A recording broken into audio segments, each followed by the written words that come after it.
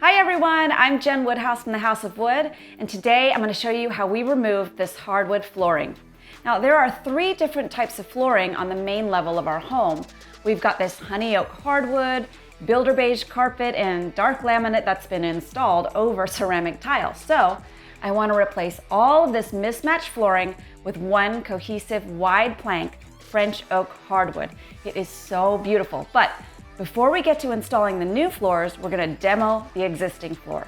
Big thanks to Dremel for sponsoring this video. We used the Dremel Multi-Max for both the demo and installation, and it was the perfect tool for the job.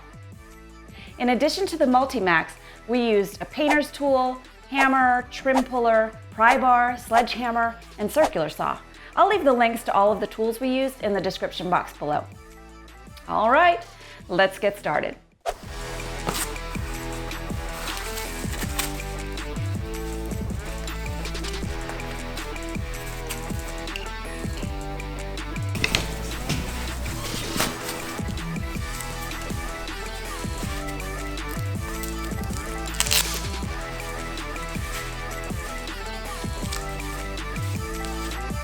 The first thing we did was remove the quarter round molding and baseboards.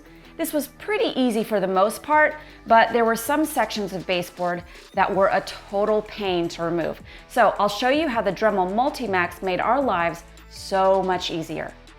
First, we scored the seams with a painter's tool to cut through any old paint, caulk, or drywall paper. This is so that the trim will come off cleanly. Then, we used a hammer to gently tap the trim puller down behind the baseboard to pry it off.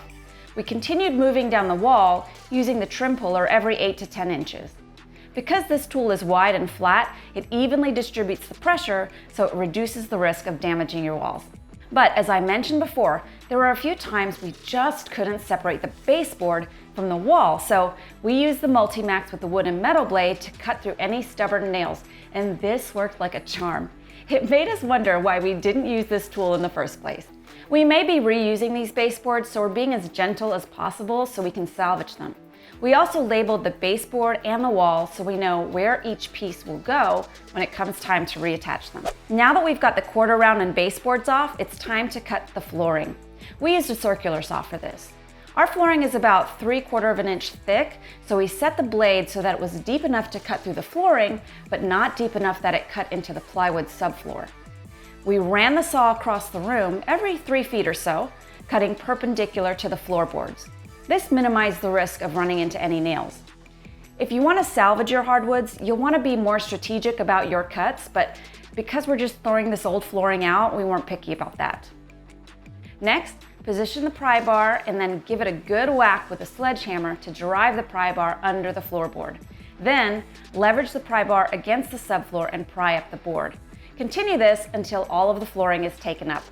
You see me using the crowbar and hammer here, but I actually switched to the pry bar and sledgehammer combo. I preferred these tools and found them to be more effective. I also used this magnetic sweeper. It was great at collecting all the nails and staples. Once you get into the groove of things, the flooring demo will go pretty fast. Lather, rinse, repeat, and before we ever realized how much our back and knees hurt, the flooring demo was done. Finally, we pulled up the underlayment and removed any nails and staples in the subfloor to get it ready for the new floors. We cannot wait to get these brand new floors laid down, so hit that subscribe button and stay tuned for that. For more details on how to remove hardwood flooring, visit jenwoodhouse.com. And to see sneak peeks of upcoming projects, follow me on Instagram and Facebook.